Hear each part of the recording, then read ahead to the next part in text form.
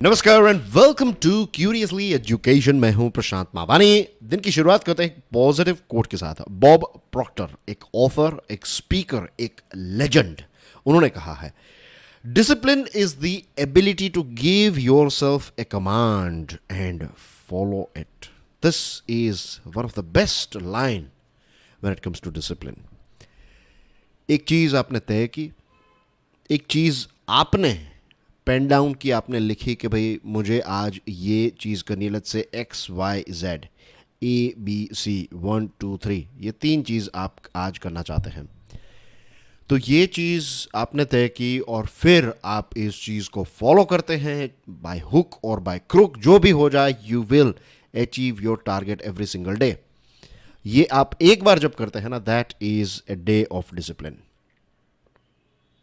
2 दिन करेंगे, 3 दिन करेंगे, एक हफ्ता ऐसा जिएंगे, फिर एक महीना, फिर ऐसे ऐसे करते एक 6 महीने आप ऐसे जिएंगे, एक साल, धीरे धीरे आपका पूरा जीवन जो है वो डिसिप्लिन हो जाएगा। It all starts with the first step. It all starts today. सोचिएगा इसके बारे में। 22 सितंबर 2023 है आज, दिन है Friday. Welcome to editorials and articles analysis.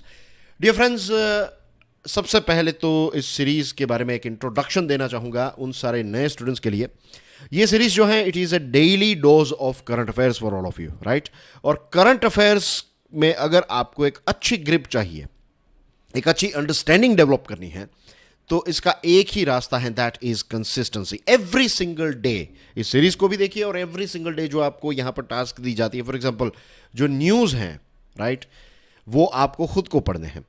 तो news papers every single day आपको पढ़ने ही पढ़ने हैं। उसके लिए अगर आपको थोड़ा जल्दी उठना पड़े तो उठ जाइए, जो भी शेड्यूल्स में चेंजेस करने हैं कीजिए, लेकिन consistency breeds mastery. Every single day आपको ये देखना है।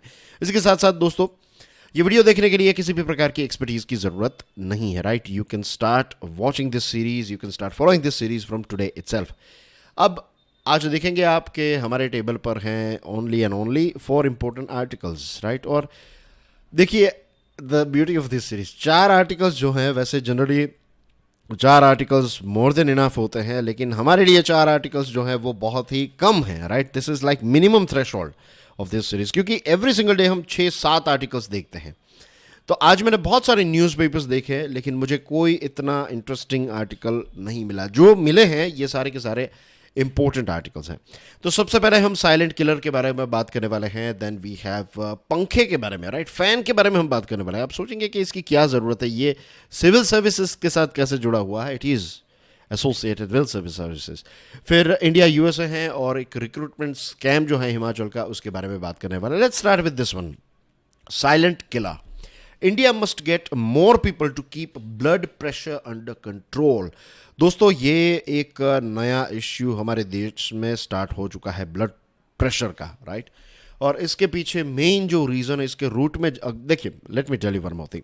As you all know me, मैं डॉक्टर नहीं हूँ, I am not a doctor, लेकिन as an educated person, as a curious person, चीज़ों को मैं समझता रहता हूँ, आपकी तरह ही, राइट। मैं नई नई चीज़ें सीखता रहता हूँ, और ऐसा नहीं है कि सिर्फ पूरा दिन पढ़ाई से ही सारी चीज़ें हम सीख सकते हैं, right. We can learn from observation. Doctors के साथ जब भी बातचीत होती है, कई बार ब्लड प्रेशर के कोई मरीज़ के साथ बातचीत हुई, तो अभी तक के जो अनुभव हैं उसमें से मुझे ये चीज़ समझ में आई है कि ब्लड प्रेशर का one of the main reason, कुछ दूसरे रीजंस हो सकते हैं, लेकिन one of the main reasons में से एक जो है, दैट इज़ आवर लाइफस्टाइल। हमारी लाइफस्टाइल जो है, और आज के ज़माने में हमारी जो लाइफस्टाइल हो चुकी है, और इसमें ऐसा नहीं है कि आपकी लाइफस्टाइल ऐसी है, मेरी भी लाइफस्टाइल ऐसी हो चुकी है, हम सब की ऐसी हो चुकी है कि हमें एक्सरसाइज और मीन्स फिजिकल एफर्ट्स लगाने पड़ते हैं, राइट। हमें जस्ट इमेजिन कि अब हमें एक शेड्यूल बनाना पड़ता है कि भाई हमें वर्कआउट करना है या फिर थोड़ी वॉकिंग करने के लिए जाना है। पहले जो लोग थे, आज से आप हमारे फादर्स के टाइम को देख लीजिए, fathers, mothers, grand fathers, grand mothers के समय को देखिएगा आप, ऑन एन एवरेज लोग जो हैं वो 10 किलोमीटर तो चल ही लेते थे, और उससे एक स्टेप ऊपर जाएंगे ग्रैंड फादर्स के टाइम पर तो 20 kilometre per hour was a very common thing. That's why you will find कि उन लोगों के ज़्यादातर मीन्स मैक्सिमम लोग जो हैं वो स्लिम थे, right, they were having lean muscles. बहुत मोटे लोग आपको बहुत ही कम देखने को मिलेंगे उस समय पर, क्योंकि वॉकिंग इतना हो जाता था, दूसरी फिजिकल एक्सरसाइज मीन्स वर्कआउट इतना हो जाता था कि आपको अलग से कोई ऐसी कोई चीज़ ही नहीं थी हमारे सोसाइटी में कि आप अलग से, हाँ अगर कोई लोग हैं जिनको अखाड़ा वखाड़ा या फिर ऐसी रेसलिंग का शौक है तो वो फिर कसरत करते थे अलग से, वरना फिर लोग जो हैं वो जनरली इतनी स्टेमिना जनरली हुआ करती थी। आज हमारी स्टाइल क्या मीन्स लाइफ स्टाइल क्या हो चुकी है, घर से कहीं पर जाना है तो हम टू व्हीलर लेकर जाते हैं, कहीं दूर जाना है तो फोर व्हीलर लेकर जाते हैं, राइट। अगर अपार्टमेंट या फिर फ्लैट में रह रहे हैं तो फिर लिफ्ट है। तो एक्सरसाइज या फिर फिजिकल एक्टिविटीज़ मीन्स पूरा दिन कुर्सी पर बैठे रहना, सबसे बड़ा अगर कोई आज का सबसे मीन्स स्मोकिंग से भी ख़राब जो अगर कोई चीज़ है तो that is sitting on the chair for the whole day. और अब तो नई नई चेयर्स की भी एडवर्टीजमेंट आती हैं कि बहुत ज़्यादा कंफर्टेबल चेयर, लॉन्ग समय के लिए बैठना है तो ये चेयर लीजिए, मीन्स लॉन्ग समय तक बैठना नहीं चाहिए। और लेट मी टेल यू, मुझे इसका एक बहुत कड़वा अनुभव लास्ट ईयर ही हो गया था कि पिछले 4-5 सालों से या फिर उससे भी ज़्यादा वक्त से ऐसी एक लाइफस्टाइल हो गई थी कि मैं एक ही जगह पर 3-4 घंटे बैठा रहता था, right, when I used to work for another company. तो I was a channel manager, तो बहुत काम रहता था, लेक्चर्स भी लेता था और इसके साथ चैनल मैनेजमेंट का भी काम था। तो it was a very busy channel. तो सारे फैकल्टीज़ जो हैं दे यूज्ड टू रिपोर्ट मी, तो बहुत सारा काम रहता था, राइट, थंबनेल बनाना, वीडियो एडिट हुए नहीं हुए, सारी चीज़ें। तो 3-4 घंटे 5 घंटे एक ही जगह पर बैठना। और पता है क्या हुआ, I was to be very fit, right, reasonably I am fit. तो ये बैठे बैठे ऑफकोर्स थोड़ा वेट बढ़ गया, ये सारी चीज़ें हुई, but as far as my strength is concern, as far as my stamina is concern, चीज़ें जो हैं वो दे आर टचवुड गुड। लेकिन फिर अचानक से मुझे बैक पेन हुआ और then I went through a process. मैंने 1-1.5 महीने तक की छुट्टी भी रखी थी। तो उस समय पर जब फिजियो के साथ इंटरेक्शन हुआ तो उन्होंने मुझे बताया कि द मेन रीज़न आपको ये जो हुआ दैट इज़ बिकॉज आपकी लाइफस्टाइल। और तब से मैंने चीज़ें जो हैं उसको एक अलग पर्सपेक्टिव से देखना स्टार्ट कर दिया कि ऐसा नहीं है कि आप थोड़ी बहुत एक्सरसाइज कर रहे हैं, स्ट्रेचिंग कर रहे हैं तो फिर आपके साथ ये नहीं होगा। आपको अलग से वक्त निकालना ही पड़ेगा आज के समय में। और ये बात इसलिए बता रहा हूँ, this is very very important. Blood pressure, diabetes, ये सारी चीज़ें जो हैं ये आज के हमारे एज के जो लोग हैं, यंगस्टर्स जो हैं, राइट, 40 के अंदर 30 के अंदर लोग हैं, राइट, 30 से मीन्स 20 से अब ये चीज़ें स्टार्ट हो चुकी हैं। पहले ऐसा हुआ करता था कि शायद लोग 60 प्लस, फिर 50 प्लस हो गया ये, फिर 40 प्लस, अब 30 प्लस, अब 20 प्लस। तो हाइपरटेंशन जो है वो दुनिया में 3 में से 1 व्यक्ति को अफेक्ट करने वाली एक बीमारी है। अगर आप आराम से बैठकर इसके बारे में सोचें देन यू विल फाइंड कि कोविड से भी ज़्यादा डेंजरस है ये। लेकिन कोविड जो है of course it was dangerous, लेकिन ऐसी कुछ चीज़ें हैं, ऐसी कुछ बीमारियां हैं, for example heart attack, right, इसको लोग इतना सीरियसली नहीं लेते। कार्डियोवैस्कुलर हेल्थ को इतना सीरियसली नहीं लेते। ट्यूबरक्लोसिस जो है उसको हम उतना सीरियसली नहीं लेते हैं। हमारे देश में सबसे ज़्यादा ट्यूबरक्लोसिस के केसेस हैं और ट्यूबरक्लोसिस में भी अगर आप देखेंगे तो मल्टी ड्रग रेजिस्टेंट ट्यूबरक्लोसिस जो हैं ये सबसे डेंजरस हैं। लेकिन इनको हम उतना सीरियसली नहीं रह रहे हैं, उसका उतना डर नहीं है, अवेयरनेस भी नहीं है और डर भी नहीं है। थोड़ी बहुत चीज़ें लोगों को पता होगी, वरना आप पूछेगा किसी को कॉम्पिटिटिव एग्जामिनेशन की तैयारी ना कर रहे हो ऐसे लोगों को पूछेगा तो यू विल फाइंड उनको थोड़ी बहुत चीज़ें, कोई ऐसा व्यक्ति मिलेंगे जिनको उनके बारे में डिटेल पता होगी, या फिर बैक्टीरिया से हो रहा है, वायरस से हो रहा है, बहुत सारी चीज़ें पता नहीं होती। तो हाइपरटेंशन भी एक ऐसी ही चीज़ है। Hypertension basically means blood pressure. तो lifestyle is a number 1 thing. Lifestyle से भी एक सटल चीज़ है, एक ऐसी चीज़ है जिसको हम देख नहीं सकते हैं, एंड दैट इज़ हमारे विचार। You will be surprise to know, लेकिन दिस इज़ अ फैक्ट। हमारे विचार जो हैं उससे ही फिर ब्लड प्रेशर वाले इश्यूज जो हैं वो क्रिएट होते हैं। बहुत सारे जिम जाने वाले लोग जो हैं उनके अंदर भी ब्लड प्रेशर आपको देखने को मिलता है। द रीज़न इज़ अब चीज़ें जो हैं वो एक बहुत ही सटल लेवल पर चल रही है। पूरा दिन चिंता वाले विचार चल रहे हैं और इसकी वजह से हमारी जो विचार होते हैं ना उसकी एक इम्पैक्ट हमारे शरीर पर भी होती है। फॉर एग्ज़ाम्पल, अगर आप आंखें बंद करके लेट्स से लेमन के बारे में सोचेंगे, राइट, और आप इस चीज़ को कभी भी ट्राई कर सकते हैं, लेमन, इमली या फिर जो भी आपको चीज़ पसंद है उसके बारे में सोचिएगा आंखें बंद करके। जस्ट इमेजिन के आपके हाथ में एक फ्रेश लेमन है, बहुत बड़ा लेमन है, उसमें से एक अच्छी खुशबू भी आ रही है लेमन की, एंड देन आप उसको सूंघ रहे हैं, एंड उसके बाद उस लेमन को किसी ने कट कर दिया, थोड़ा स्लाइस कर दी, और बस आपको उसको टेस्ट करना है। यू विल फाइंड कि इस अगर जेन्युइनली आप आंखें बंद करके इसके बारे में सोचेंगे, यू विल फाइंड कि आपके मुंह में पानी आ जाएगा, right. This is just one example, ये एक छोटा सा एग्जाम्पल है ना। दिस इंडिकेट्स के विचार जो होते हैं हमारे, उसकी डायरेक्ट इम्पैक्ट हमारे शरीर पर होती है। तो पूरा दिन अगर हम स्ट्रेस वाले विचार रखेंगे तो इसकी इम्पैक्ट जो है वो हमारे हार्ट पर भी आएगी। और आज की समय सिचुएशन ये है, और यहाँ पर हम एक और साइंस को समझ लेते हैं, दैट इज़ कि दोस्तों इवोल्यूशन जो हुआ ना हमारा, तो हमारा दिमाग जो है, इंसानों का दिमाग, ये थोड़ा आगे निकल गया। हमारा शरीर जो है वो अभी भी उतना ही प्रिमिटिव है। तो दिमाग जो है उसमें कई बार क्या होता है कि हमें ये विचार आता है कि अगर लेट्स से मुझे जॉब से निकाल दिया गया तो मैं क्या करूँगा। ये विचार जो है ना, इसकी इम्पैक्ट आपके शरीर पर पता है कितनी होती है? उतनी होती है जैसे आज से हज़ारों साल पहले जब हमारे फोर फादर्स गुफा में से बाहर निकलते थे और उनके पीछे एक लायन, उन्होंने एक लायन को देख लिया, एक मेल लायन उनको चेज कर रहा है, तो उस समय पर उनकी सिचुएशन क्या होगी? फ्लाइट और फाइट, राइट। फ्लाइट का मतलब है कि आप भाग जाइए, फाइट का मतलब है कि आप लड़िए। तो ये जो मोड है ये एक्टिवेट हो जाता है ऑटोमेटिकली, ये सर्वाइवल सिस्टम का एक पार्ट है। तो उस समय पर जो हमारे शरीर में से केमिकल्स निकलते हैं फाइट या फिर फ्लाइट के लिए, उतने ही केमिकल्स, उसी प्रकार के केमिकल्स जो हैं वो इस विचार से पैदा होते हैं कि अगर मेरा एक्सीडेंट हो गया और मेरे हाथ पैर टूट गए, मैं डिसेबल हो गया तो क्या? अगर मेरी गर्लफ्रेंड या फिर मेरी वाइफ या फिर मेरा हस्बैंड या फिर मेरा बॉयफ्रेंड छोड़कर चला गया तो फिर क्या होगा? अगर मेरे साथ ये हुआ तो क्या होगा? जो भी है, राइट। अगर मेरा घर टूट गया तो क्या होगा? तो बहुत सारे ऐसे जो भी नेगेटिव विचार चलते रहते हैं उनकी, या फिर जॉब चली गई या फिर बिजनेस में ये हो गया, तो ये जो विचार है ना, इसकी इम्पैक्ट इतनी बॉडी के ऊपर तो यही इम्पैक्ट होती है। जैसे शेर आपके पीछे दौड़ रहा हो, फ्लाइट एंड फाइट मोड में जो भी चीज़ें होती है वो एक ऐसे विचारों से हमारे शरीर पर होती है। It's just one example to make you understand कि ये अब कितने लेवल पर ये चीज़ें जो हैं वो हमें प्रभावित करती हैं। और इसी वजह से ये सारी चीज़ें जो रेकमेंड की जाती है ना, थोड़ी बहुत एक्सरसाइज का मतलब ये नहीं कि आप 6-6 घंटे जिम में पड़े रहें, राइट। 15 मिनट्स की exercise is also very very good अगर डन रेगुलरली। दूसरी चीज़ यहाँ पर मैं लिखूँगा प्रेयर। आप नमाज पढ़िए, प्रार्थना कीजिए, राइट। जो क्रिश्चियंस की प्रेयर्स होती है, जो भी प्रेयर में ऐसा नहीं है कि ये हिंदू की प्रेयर, ये मुसलमान की प्रेयर, ये क्रिश्चियन, जो भी आपके मन में आए, आंख बंद करके या फिर आंख खुली रख के जो भी आपको बेस्ट लगता है वो चीज़ कीजिए।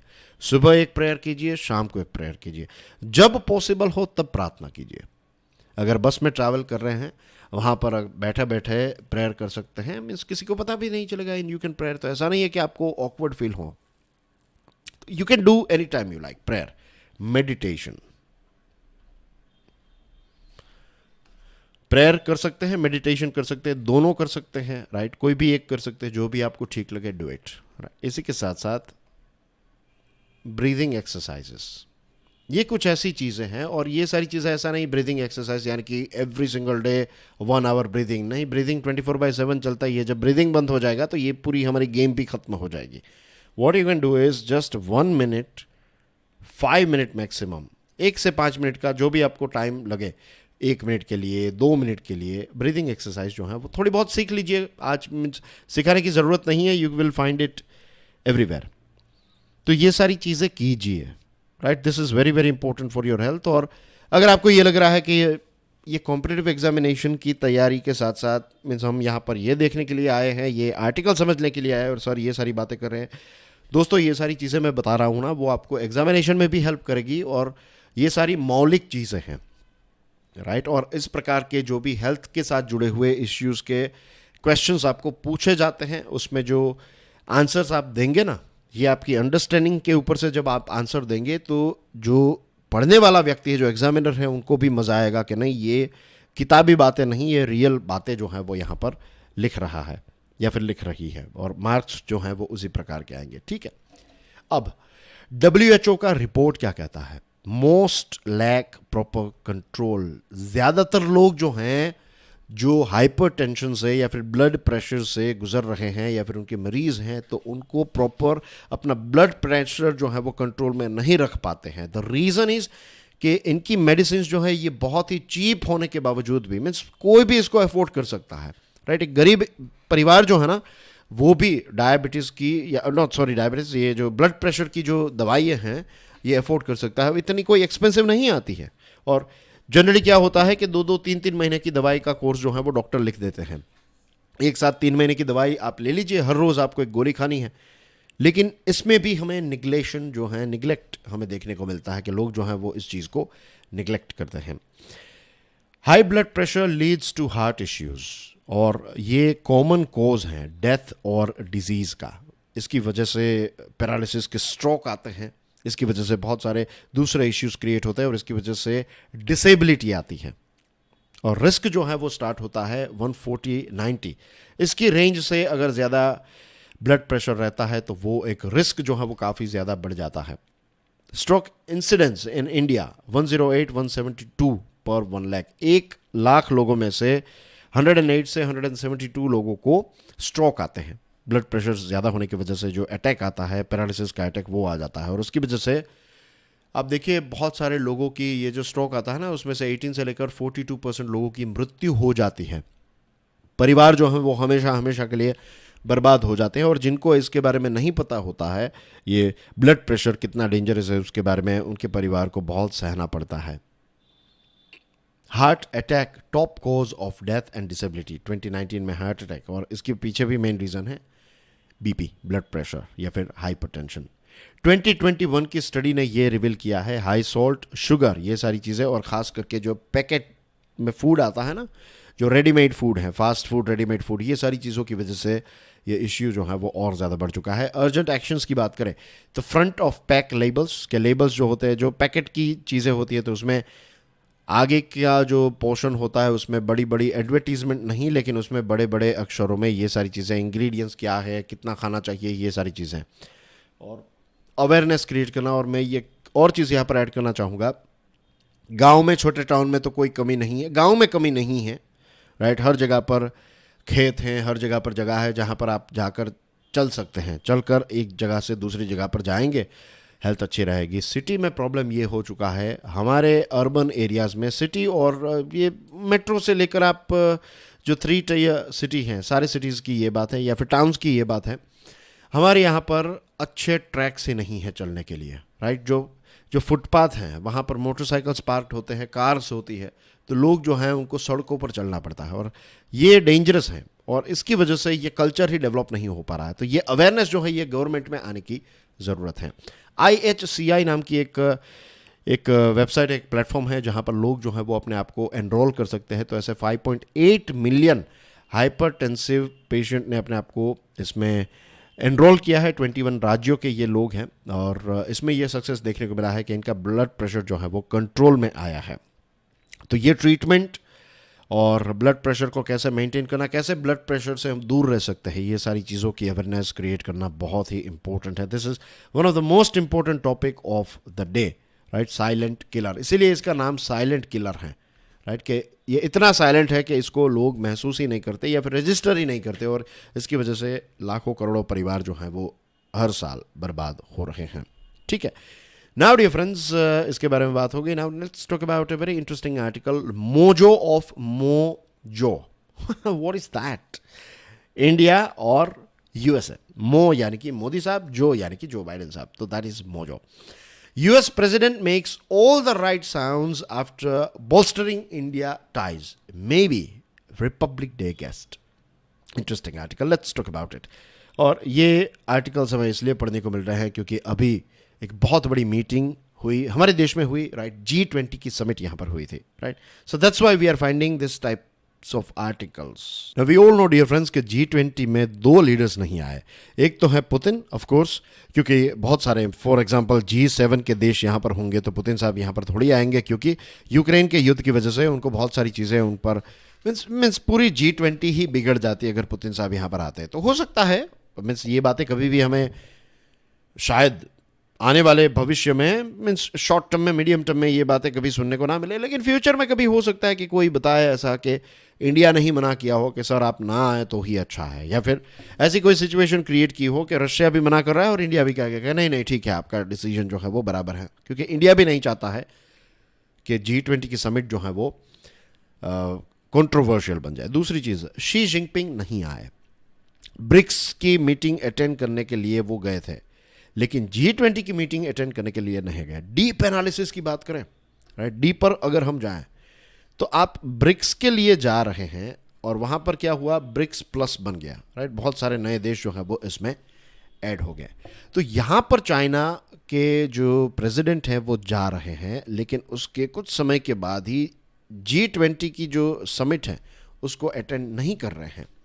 तो बहुत सारे जो ग्लोबल साउथ के देश है ना, उन्होंने क्या कहा पता है, उन मीन्स सारे नहीं लेकिन कुछ देशों ने तो ये कंप्लेन की कि यहां पर G20 में जो ग्लोबल साउथ के देश हैं उनके उनके उनके जीवन को या फिर ग्लोबल साउथ को प्रभावित करने वाली जो चीज़ें हैं, जैसे कि क्लाइमेट चेंज हैं, क्लाइमेट फाइनेंस हैं, डेवलपमेंट हैं, डेथ हैं, राइट, जो कर्ज हैं, ये सारी चीज़ों के बारे में इंपॉर्टेंट बातचीत करनी थी, ग्लोबल लेवल पर ये बातें रखनी थी, ग्लोबल नॉर्थ के देशों को ये सारी बातें बतानी थी। तो उसमें चाइना जो है वो नहीं आया।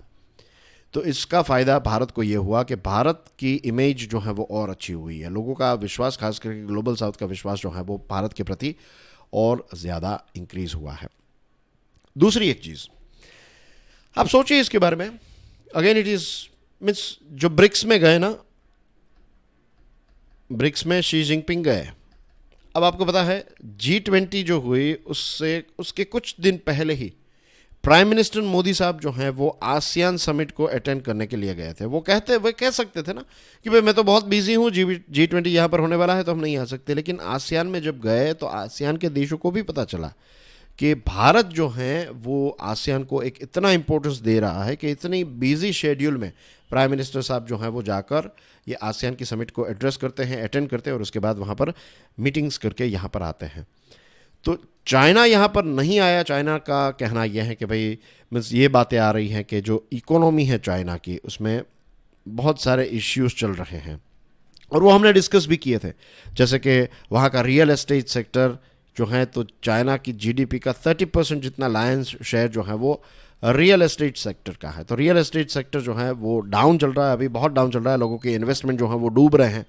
तो ये एक इश्यू है। इसके अलावा फॉरेन मिनिस्टर, वहाँ के दूसरे कौन से मिनिस्टर थे, फॉरेन मिनिस्टर भी चेंज हो गए and I think defence minister भी चेंज हो गया है, मुझे अभी एग्जैक्ट याद नहीं आ रहा है, लेकिन I think defence minister, right. तो ये दोनों जो हैं वो मीन्स गायब हो गए थे, ऐसा कुछ हुआ था। मीन्स ये फॉरेन मिनिस्टर का तो पक्का पता है मुझे, अभी हमने चीज़ें देखी थी कल या फिर परसों, इसको डिस्कस किया था हमने।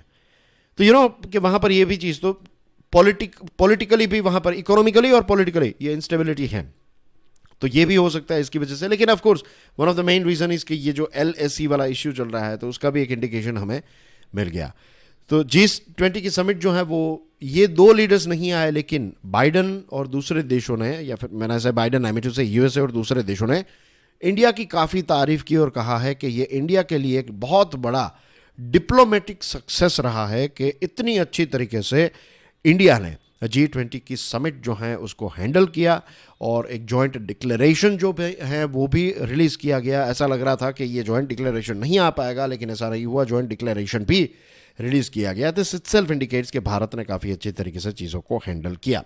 नाउ डियर फ्रेंड्स, बाइडन साहब जो हैं उन्होंने क्लाइमेट क्राइसिस, फ्रेजिलिटी, कॉन्फ्लिक्ट, ये सारी चीज़ों के बारे में बात की और कहा कि G20 एक ऐसा प्लेटफॉर्म है वो सारे ऐसे चैलेंजेस को इफेक्टिवली हैंडल करने के लिए सक्षम है।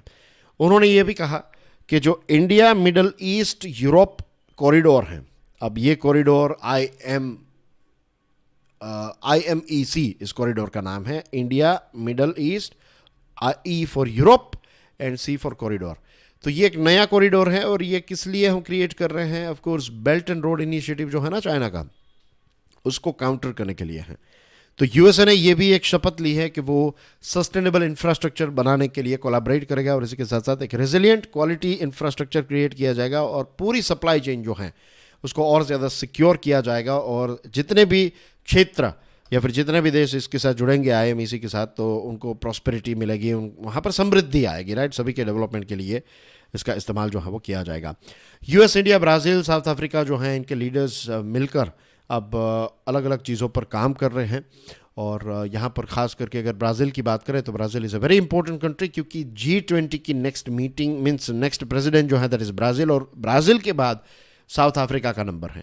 तो कॉन्स्टेंटली अगर आप देखेंगे तो पहले इंडोनेशिया, फिर इंडिया, फिर ब्राज़ील, फिर साउथ अफ्रीका, तो ये सारे के सारे चारों देश जो है ना ये चारों के चार ग्लोबल साउथ या फिर डेवलपिंग देश हैं। तो G20 के जो भी कमिटमेंट्स हैं, जो भी डिक्लेरेशन में चीज़ें डिस्कस हुई, इन सारी चीज़ों पर और ज़्यादा एम्फेसिस दिया जाएगा और ज़्यादा जोर दिया जाएगा और इसी के साथ ग्लोबल सेमीकंडक्टर सप्लाई चेन, कल हम इसके बारे में भी बात कर रहे थे, इसको और ज़्यादा मजबूत करने की बात बताई। और यूएसए ने यह भी कहा है कि इंडिया को यूनाइटेड नेशन सिक्योरिटी काउंसिल में एक permanent seat with veto power मिलनी चाहिए और इसके साथ जब तक वो नहीं बनता है तब नॉन परमानेंट मेंबरशिप जो हैं वो भी इंडिया को जल्द से जल्द मिले, इसको भी सपोर्ट यूएसए ने किया है, which is a very good thing. हो सकता है कि नेक्स्ट रिपब्लिक डे पर बाइडेन साहब जो हैं वो हमारे देश के मेहमान बने। और जनरल इलेक्ट्रिक्स और हल की मीटिंग जो ये MOU जो हैं, राइट, मेमोरेंडम ऑफ अंडरस्टैंडिंग, ये F414 या जेट इंजन बनाने की बात जो हमने अगेन बहुत बार डिस्कस की, it's sort of revision for you. F414 जो है it is a very very big thing. मैंने कल प्रश्न भी पूछा था और आपने इसका आंसर भी दिया है। और Brazil is going to take over G20 presidency in November 2023, right right dear friends, so that's sorted. अब एक छोटा सा आर्टिकल हम देख लेते हैं, दिस वन, रिक्रूटमेंट स्कैम।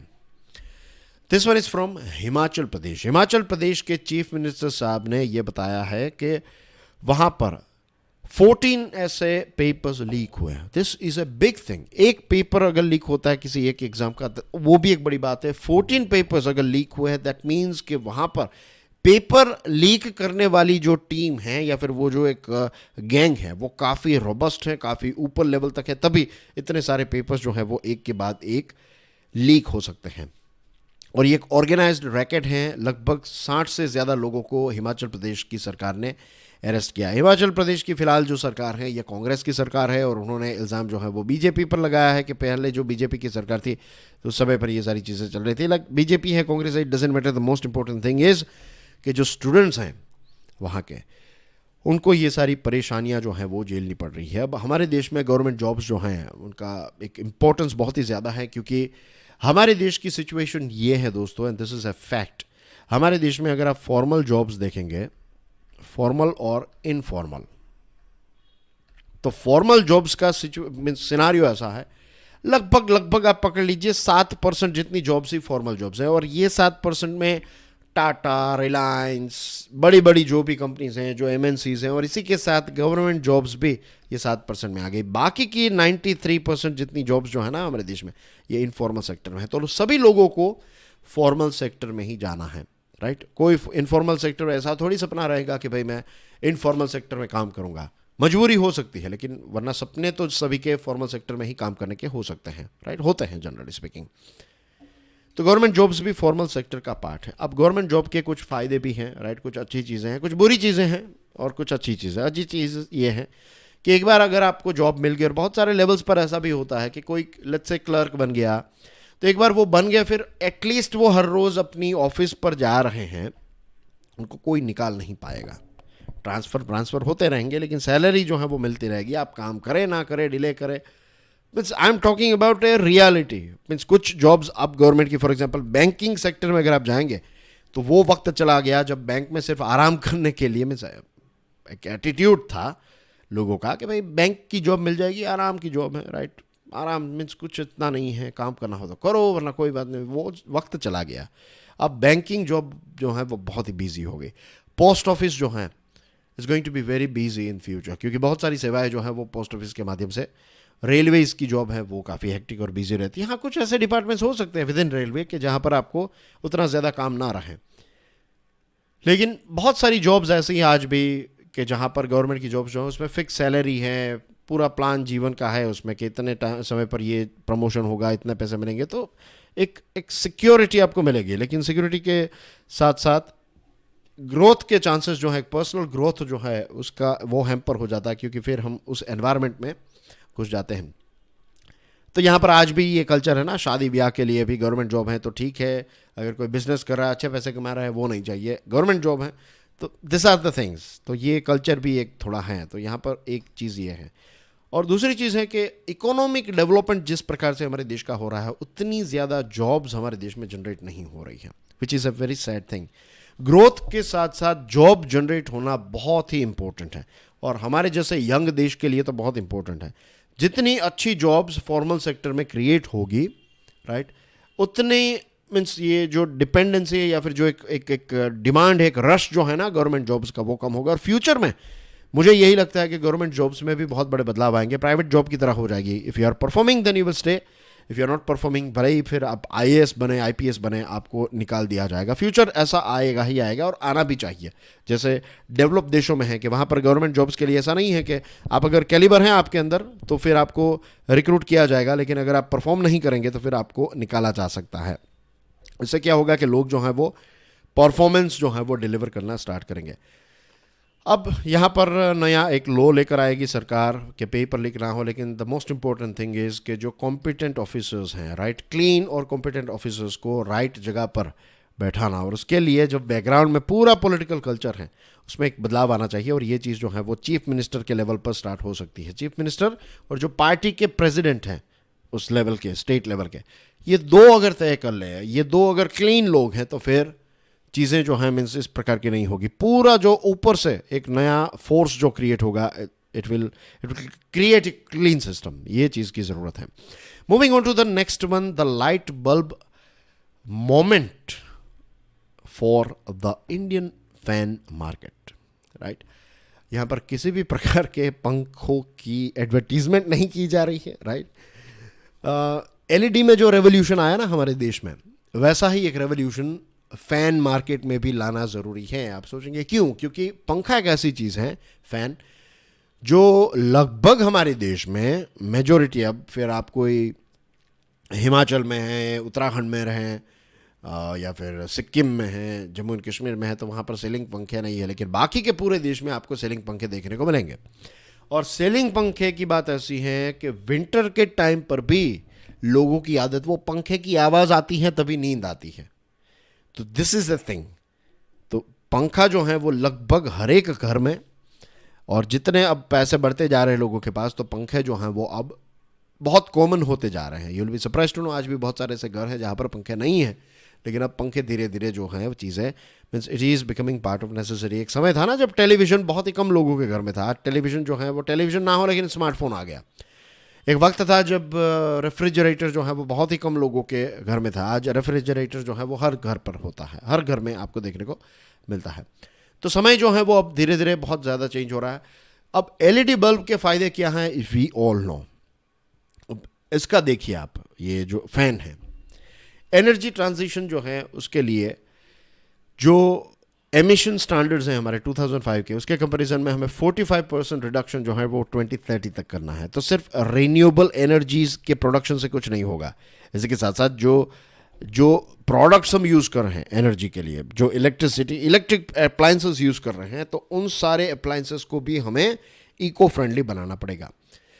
अब 90% जितने हाउस होल्ड्स को, मीन्स जो इलेक्ट्रिसिटी की बात करें, तो 1/3 जो है वो हमारी डोमेस्टिक, यानी कि घरों में जो बिजली होती है उसका कंजम्पशन होता है। जो भी इलेक्ट्रिसिटी कंज्यूम होती है उसमें से 1/3, 33% रफली स्पीकिंग। उसमें से भी अगर आप देखेंगे तो जितने घरों में इलेक्ट्रिक पावर की सप्लाई है, उसमें 90% जितने हाउस होल्ड्स जो हैं वो पंखे का इस्तेमाल करते हैं। और जो घर का बिल होता है ना, किसी एक घर का बिल, तो उसमें भी आप देखेंगे कि 1/4 या फिर 25% इलेक्ट्रिक का बिल जो होता है उसके पीछे मेन रीज़न होता है फ़ैन। तो यू कैन सी कि फ़ैन को नज़रअंदाज नहीं किया जा सकता। फ़ैन एक ऐसी चीज़ है कि अगर इसमें इंप्रूवमेंट किया जाए तो डायरेक्टली पावर कंजम्पशन पर इसकी एक इम्पैक्ट देखने को मिलेगी। And that's why this particular article becomes very very important. अब समझ में आया ना वाई इट इज़ इंपॉर्टेंट। दूसरी चीज़, 2038 तक ये 1 बिलियन जितने फैंस जो हैं वो यूज़ में होंगे हमारे देश में, 1 बिलियन जितने, 2038 तक। तो यू कैन इमेजिन कि अगर इनको हमने और ज़्यादा इको फ्रेंडली या फिर जो 5 स्टार रेटिंग वाला नहीं बनाया तो फिर ये बहुत ज़्यादा पावर जो है वो इसमें ही चला जाएगा या फिर कंज्यूम करेगा, ये एफिशिएंट नहीं रहेंगे। ठीक है, अब हमारे देश में ये BEE के स्टैंडर्ड्स हैं जो स्टार रेटिंग दिए जाते हैं, AC, फ्रिज, और दूसरी चीज़ों में star rating, 5 star rating, 3 star, 4 star, इस प्रकार की रेटिंग। जितने ज़्यादा स्टार्स उतनी बेसिकली वो पावर एफिशिएंट वो प्रोडक्ट या फिर वो चीज़ होती है। अब 5 स्टार फैंस जो हैं इनकी प्राइस ज़्यादा है और प्राइस ज़्यादा होने की वजह से इनका एडॉप्शन जो है वो बहुत ही कम घरों में होता है। उजाला LED को जब लॉन्च, उजाला स्कीम को लॉन्च किया गया ना, जब उसमें LED बल्ब्स जो हैं वो कुछ जगहों पर फ्री में दिए जाते थे, तो ये और बहुत ही सस्ते रेट पर, आई थिंक 100 रुपीज़ में बल्ब मिलता था LED का बल्ब, और LED बल्ब जो है उसकी लाइफ काफ़ी ज़्यादा होती है। लेकिन उसमें इश्यू ये हमें देखने को मिल रहा था कि क्वालिटी जो थी, ये क्वालिटी बहुत ही इन्फीरियर क्वालिटी, और फिर इस प्रकार की लो क्वालिटी के बल्ब्स भी आने लगे थे, तो इसकी वजह से फिर इश्यूज क्रिएट हुए। लेकिन अगर फैंस की हम बात करें तो फ़ैन के लिए हमें चीज़ें देखिए, सबसे बड़ा जो प्रॉब्लम होगा फ़ैन का वो ये होगा कि बल्ब अगर नहीं चल रहा है तो लोग तुरंत ही चेंज कर देंगे, लेकिन फ़ैन अगर चल रहा है तो फिर आप उसको कैसे रिप्लेस करेंगे? तो रिप्लेसमेंट का जो इनकन्वीनियंट और कॉस्ट है, ये एक चीज़ ध्यान में रखनी पड़ेगी। This is number 1 hurdle. दूसरी चीज़ कि इनोवेशंस को हमें यहाँ पर एनकरेज करना पड़ेगा कि जो फ़ैन बनाने वाली कंपनीज़ हैं तो वो अभी इंडक्शन मोटर का इस्तेमाल सबसे ज़्यादा होता है। ये रगेड भी है लेकिन इसकी एफिशिएंसी जो है वो लिमिटेड है। अब BLDC मोटर आती है, ये 5 स्टार होती है, लेकिन इसमें प्रॉब्लम ये है कि इसमें जो कंपोनेंट यूज़ होते हैं तो इनका इंपोर्ट डिपेंडेंस काफ़ी ज़्यादा है, बाहर से इसको मंगवाना पड़ता है। तो यहाँ पर इनोवेशन करके हैंड होल्डिंग या फिर सरकार थोड़े पैसे देगी तो फिर यहाँ की कंपनीज जो हैं वो ये BLDC फैंस या फिर उनकी मोटर्स जो हैं वो बना पाएगी। This is number 1 thing. Low quality की वजह से कंज्यूमर का ट्रस्ट जो है वो प्रभावित होता है। तो अगर नए पंखे सरकार अपनी कोई नई स्कीम से प्रोवाइड कर रही है तो मेक श्योर करना पड़ेगा कि ये पंखे जो हैं उसमें प्रॉपर मीन्स अपना फंक्शन करें, अच्छी स्मूथली चलें, आवाज़ ना करें, बेस्ट क्वालिटी के होने चाहिए, तब जाकर लोग जो हैं वो इनको अडॉप्ट करेंगे या फिर चेंज करेंगे। एक्सपोर्ट की मार्केट भी बड़ी है। इंडिया ने 2021 में 5 मिलियन फैंस जो हैं उनको एक्सपोर्ट किया, और धीरे धीरे जो गुड क्वालिटी के फैंस हैं उसमें भी हम धीरे धीरे मार्केट शेयर जो है वो हमारे पास आता जा रहा है, बड़ा होता जा रहा है। दूसरी एक चीज़ कि यहाँ पर 30% जितने जो फ़ैन मार्केट हैं, जो बनाए जाते हैं फैंस, ये अनऑर्गेनाइज्ड सेक्टर में हैं।